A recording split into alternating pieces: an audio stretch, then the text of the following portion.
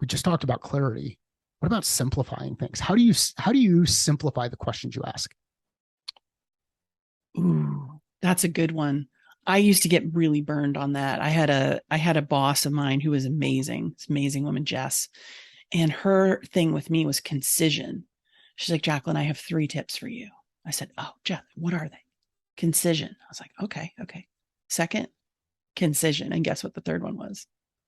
Concision. I have no And idea what concision is. What is being concision? concise, being Ah, concise. okay. There we go. And the act of being concise. And I really struggled with that for many years. So where I really was able to dive into that was thinking about simplifying things. I saw something on LinkedIn the other day that really got to the heart of the matter in terms of, bringing a laser focus to the customer in terms of, why something might want to be solved now. And it was this great question is like, what if you don't solve it now? Are you going to regret not solving in 6 months? And I was like, that is a really simple question that is really going to spark a lot of conversation. So sometimes it's a question that is very simple.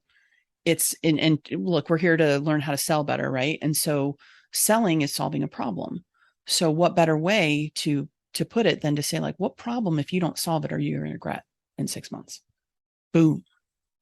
That's a simple one. Super simple. It doesn't have a lot of jargon in it. It doesn't have a lot of industry knowledge or industry lingo. It's just basic to the root. What are people considering? And I think when I think of simplifying, the first thing I think about is what's complex. How do you create complexity? You create complexity Mhm. by adding things to it. So if you create complexity by adding things, you simplify by removing things. What words Yep. can I remove from the question that I'm asking? I can ask what, or what does that mean, or why, or how. And some of those are going to, if I ask the why question in the wrong context, it might get people defensive. So Mhm. how can be a better question. But if we reduce the amount of words that we use in the questions we ask, we can ask simpler questions and get to the root of what it is that people are actually thinking about, and maybe even thinking about but not saying out loud. And then Mhm. the coolest response I like to see is the one where you ask the question that someone's thinking about that's in their head, but they've never been able to articulate it that way.